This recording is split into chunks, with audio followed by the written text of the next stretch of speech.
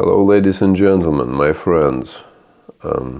Voila, I'm here on my channel in person, ready to apologize for almost 2 years of this neglect, and but I hope that you enjoyed some of my videos, the premiere of my piano concerto that is out there.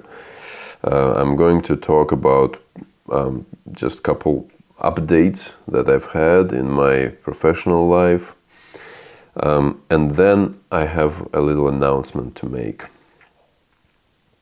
Pretty of all, yes, so I did have in May 2024, I've had a very successful, well, I don't want to be so conceited though, but I would probably say successful premiere of my piano concerto, considering that it's a very dark and sinister music with complex music. I've performed it in Armenia, in the capital Yerevan of Armenia, with wonderful Kaveh Zuli conductor and his orchestra that is called Kandinsky Symphony Orchestra. I hope you know who Kandinsky was. Kandinsky was this great Russian suprematist artist, and he heard notes, sounds through the color, and so that's why that's Kandinsky Symphony. So the guys were remarkable, and I couldn't be happier. That was the first one. I also, of course, performed it myself, as many of you so know. Another important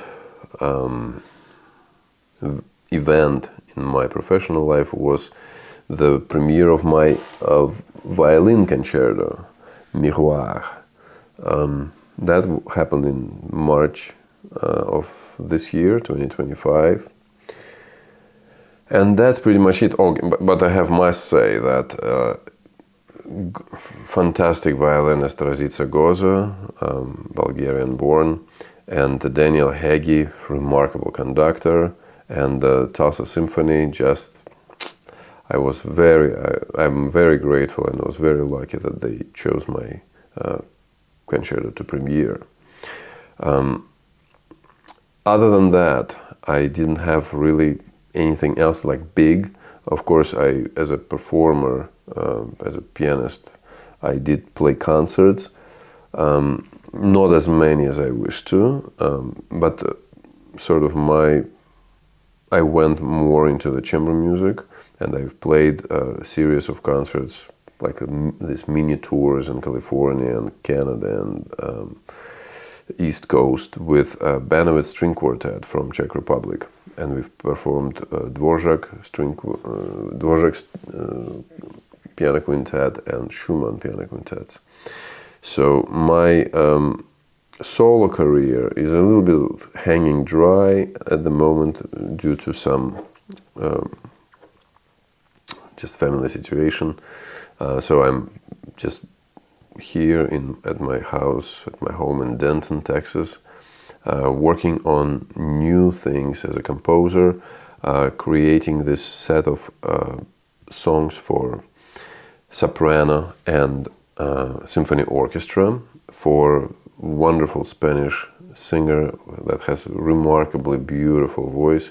Her name is Minerva Moliner, and hopefully we are going to collaborate in the future and have some opportunity to actually premiere these works.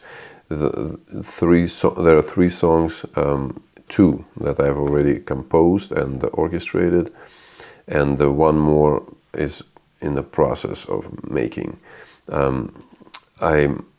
They're all based on Russian various poets, from Anna Akhmatova, Bunin, and so the third one, I'm not sure who is that gonna be, but hopefully, my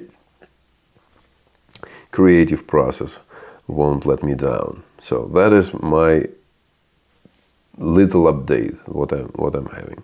Now the announcement. And the announcement is, a lot of you know probably that I am sort of a self-made musician in most cases. Though yes, I did study here at North Texas University in the United States, and I've studied in St. Petersburg, back home in Russia. But because I started so late, I have sort of developed my own routine and my own method of practicing piano and my own way of composing, which I think it's not really my own way. I haven't invented anything. I just read and sort of followed the path of great composers of Mighty Five, how they were studying composition. So I never really had a assigned composer teacher ever. So I didn't study it in conservatory or university or anything like that. So it was all my own. I was reading, I was just paying attention, and how the composers of Mighty Five, and in fact all big composers, you're looking at the scores of the past, of the scores of the great composers that lived before you or your great contemporaries. That's the best way to learn. And so I decided to share my expertise, or share my knowledge. Expertise kind of sounds big, but share my knowledge and maybe share some of my toolkit that I have with some composers that, let's say, are browsing the web and know my music and want to learn something from me.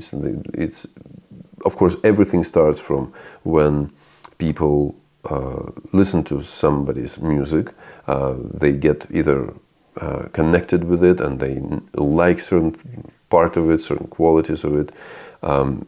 If the music tells them something, that's great. And I truly believe that my music is definitely based on the great traditions of the past. I'm not one of those modernists who are trying to constantly experiment. Music is already quite an experiment and phenomenon for me, and I'm seeking this human qualities in music, that my music will relate to listeners right away. It's the emotional relation. It's something that cannot be really explained, and that's what makes it magic. Okay, but I do have a certain set of tools that I use, that I consider myself good at, and I'm willing to sharing these things with the fellow composers. Also for you, my subscribers, if you would like to sort of know behind the scenes, so to speak, how I create certain things, because I will be using primarily my compositions to explain what I do there. Of course, you're always welcome to join. And so today, let's call this a Kharitonov method. It's ironic because there's no method whatsoever. It's just things that I know and I'm willing to share. I do have some private students in compositions, and to those of you I would like to say, don't worry, I'm not going to spill some sort of VIP ideas that I'm sharing with you guys, but just in general, it's essentials of my style, essentials of what I able to achieve, and what I think I should share freely with other people. Again, thank you so much for being my subscribers. If you have not subscribed, please do, because that will help me out.